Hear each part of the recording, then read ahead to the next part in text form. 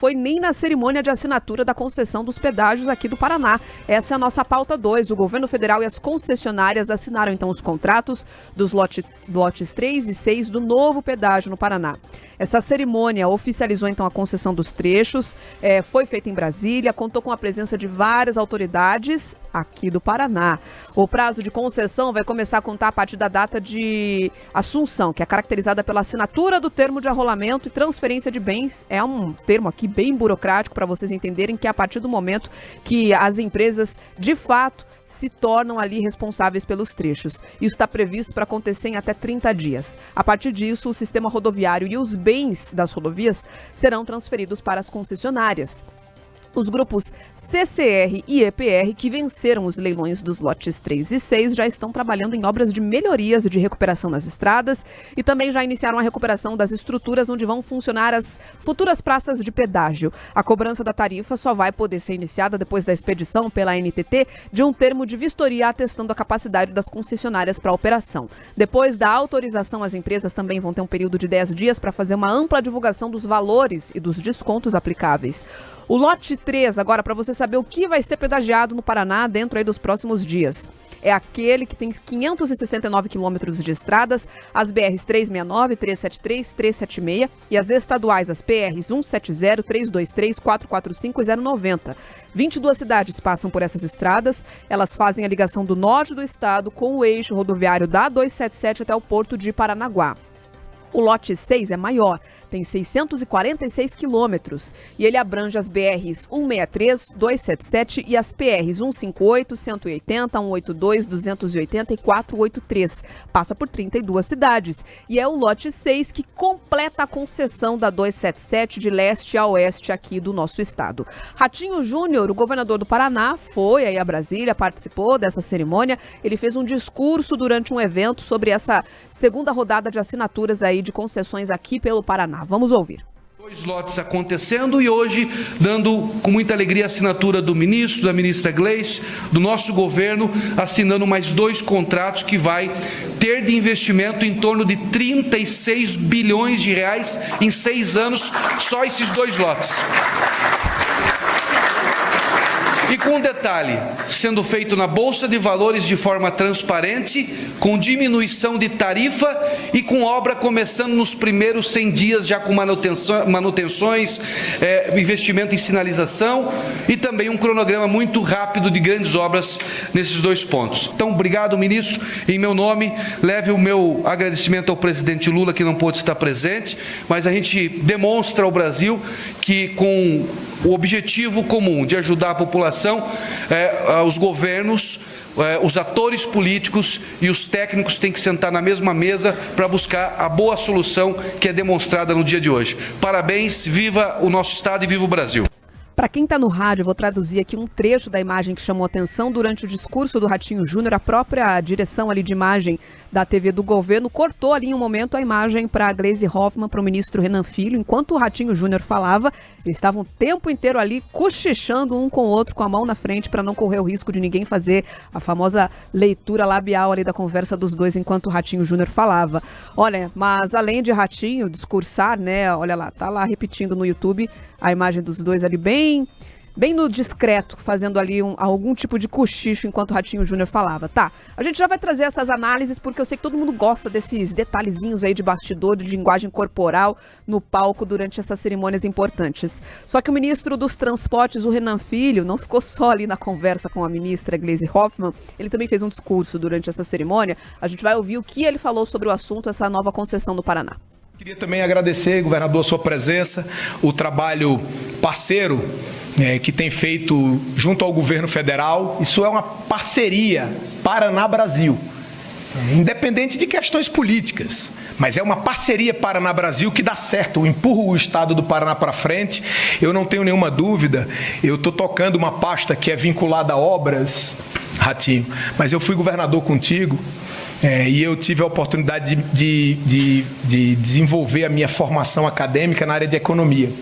E nada tem uma externalidade econômica tão positiva quanto esse volume de investimento nas rodovias do Paraná, que vai impulsionar o desenvolvimento do Estado em todas as áreas, do turismo à indústria, da agricultura ao setor de comércio e ao serviço. Porque do cara que planta, aquele que roda o supermercado vendendo, todo mundo ganha quando perde-se menos tempo na rodovia, quando corre-se menos risco na rodovia.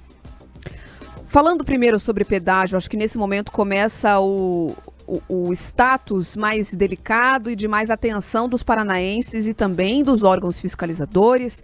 Alô, deputados estaduais, por favor, fiquem em cima dessa concessão de todas, mas eu acredito que principalmente essa que envolve a BR-277, porque agora, de ponta a ponta, a rodovia mais importante que corta o estado do Paraná inteiro de leste a oeste estará sob concessão da iniciativa privada. A promessa dos contratos, eu digo promessa porque a gente sabe que lá na frente até letras miúdas conseguem ser transformadas aqui nesse país, é que a estrada seja completamente duplicada. Só que o paranaense já ouviu isso antes, tem uma dor muito grande sobre esse assunto. Então, por isso, eu reforço que é um dos momentos aí mais importantes envolvendo as concessões aqui no Paraná, porque vamos ter a 277 duplicada e essa grande expectativa de que dessa vez essas obras saiam do papel. Eu só vou acreditar quando eu ver, mas a minha esperança vai continuar aqui muito positiva, crendo e afirmando que a rodovia será duplicada de ponta a ponta. É claro que isso depende das comissões, da comissão tripartite, com uma forte fiscalização, mas também de nós como usuários. Usei a 277 recentemente e, de fato, antes mesmo dessa cerimônia, eu já estava vendo ali as praças serem revitalizadas. Então, as empresas já estavam interessadas em iniciar os mecanismos ali de reforma para as estruturas de cobrança. A gente espera que a mesma celeridade seja adotada quanto à manutenção e também, de fato, as grandes obras que são esperadas. Vamos aos discursos, então. Renan Filho sempre se aproxima ali de Ratinho Júnior durante as falas, foi de fato ali um parceiro, ele usou essa palavra parceria, mas foi um grande parceiro durante a construção desses contratos do pedágio do Paraná, contratos que a gente fala que são do Paraná, mas são do governo federal. Até as rodovias estaduais foram passadas pro governo federal para que ele pudesse depois tornar isso de concessão da iniciativa privada. Só que Lula não foi. O José Rodrigues está dizendo aqui no nosso YouTube que o presidente só quer saber de passear e de cobrar impostos, por isso não apareceu. José Rodrigues, você acredita que dessa vez não foi passeio? Antes do jornal começar, a gente estava até discutindo aqui, será que o Lula ainda não voltou da viagem a Roma, participou lá da cerimônia do Vaticano, da despedida do Papa Francisco, mas não.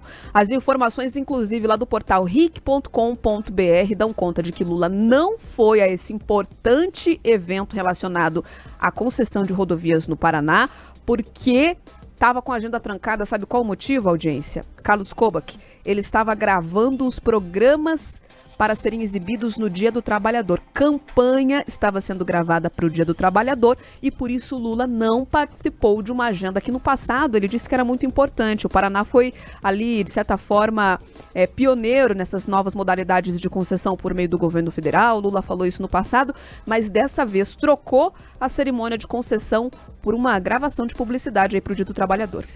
Fez a gravação, Beatriz, porque não vai participar do ato de 1º de maio, Dia do Trabalhador, que é tão simbólico para o presidente Lula.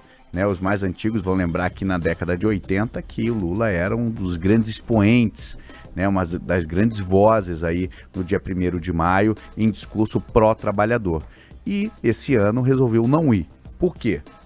Porque no ano passado, quem lembra também, vai recordar que o 1º de maio de 2024 foi um fiasco, foi um evento ali próximo, em frente ao estado do Corinthians, na zona leste de São Paulo, e foi considerado pelo próprio governo federal um fiasco por causa da baixa presença do público. Então, ao invés...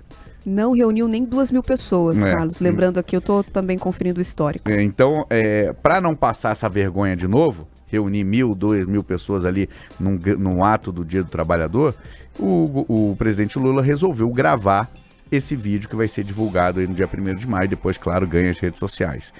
Infelizmente não esteve nesse evento, né? O Lula poderia se posicionar nesse grande evento aí da assinatura dos contratos, que é tão importante para o Paraná e também para o Brasil. Conforme o ministro Renan Filho falou ali, o Paraná indo bem, o Brasil também vai bem. Né? Você tem aqui a safra, você tem o agro, você tem uma economia forte. Hoje o Paraná é a principal economia do país, cresce mais do que todos os estados, segundo os últimos dados econômicos. Então, assim, o presidente Lula deixar para fazer uma gravação, será que essa gravação não poderia ser feita depois? Ele participasse ali rapidamente do evento, meia hora, 40 minutos, 1 hora, será que isso ia comprometer uma gravação, né? Comandada ali pelo ministro Sidônio Palmeira? Então, o que a gente viu ali, né? Nas fotos oficiais divulgadas desse evento da concessão do pedágio, da assinatura dos contratos, você vê mais gente aqui do estado do Paraná do que do governo federal. Talvez esse evento fosse mais barato aqui no Palácio Iguaçu, trazendo a ministra Gleisi, trazendo o ministro Renan Filho, o Enio Verri, diretor da Itaipu, também esteve lá. Era mais perto vir de Foz do Iguaçu para Curitiba, porque você vê na foto ali, basicamente, mais gente aqui do governo do Paraná do que do governo federal. Então, diante da ausência do Lula, coube aí ao Renan Filho e a Gleisi fazer as honras da casa, receber ali o governador, que aí até parece mais à vontade no discurso ali, com o Renan, que foi seu companheiro ali de governo, o Renan Filho já foi governador também, juntamente com o Ratinho Júnior, e tinha a Gleisi ali que ficou naquela saia justa, ela que faz, claro, oposição ao governo Ratinho Júnior aqui. Então, infelizmente, o Lula não foi, talvez até porque ele é muito cobrado dentro do PT, principalmente aqui do Paraná, porque na campanha eleitoral fez um vídeo específico aqui para o estado do Paraná, direcionado para os paranaenses na eleição, dizendo que haveria um pedágio de R$5. Cadê esse pedágio de R$5? Na verdade, todo esse processo de concessão das rodovias do Paraná foi construído durante o governo de Jair Bolsonaro, com o ministro, na época, Tarcísio de Freitas. Foi o governo Ratinho com o governo Bolsonaro quem construiu 90%, 95% desse contrato. O Lula agora só assina. A verdade é essa. Então talvez o Lula tenha se sentido incomodado de chegar ali, assinar um contrato que, na verdade, ele só ia aparecer para foto, porque de fato quem conduziu todo esse processo foi o governo do Paraná e o governo de Bolsonaro. E é importante destacar, Beatriz, o que você falou. É inadmissível a gente imaginar que Foz do Iguaçu, a ligação Curitiba-Foz do Iguaçu, é feita ainda por um bom trecho de pista simples. Foz do Iguaçu é o segundo maior destino turístico do Brasil, atrás só do Rio de Janeiro. E a pessoa que vem para cá, de fora do país, não consegue descer, porque a pista de Foz do Iguaçu não atende esses grandes aviões de grande porte. Então a pessoa tem que descer em Curitiba e aí vai de carro até Foz do Iguaçu, um trecho já está duplicado e agora a promessa é que seja totalmente duplicado Curitiba-Foz do Iguaçu na 277 inteira. Vamos ficar de olho porque isso vai também incrementar o turismo no Paraná todo e claro, a gente sempre lembra aqui que esses contratos de pedágio representam uma cicatriz aberta ainda aos paranaenses que passaram aí por um contrato anterior com muita corrupção, com obras que eram ditas concluídas para cobrar pedágio mais caro, que na verdade sequer tinham saído do papel. Então, nossos olhos estarão voltados para esse contrato, para a execução desse contrato, para que a gente veja exatamente a obra saindo, para daí sim cobrar um valor um pouco maior desse pedágio. O paranaense quer isso, quer segurança, quer trafegar com segurança na rodovia, não se incomoda, ao meu ver, na minha opinião, de pagar um pedágio desde que ele seja justo. Ou seja, se você precisar de algum auxílio da rodovia, que tenha um atendimento rápido, que tenha uma rodovia segura, sem buraco, você paga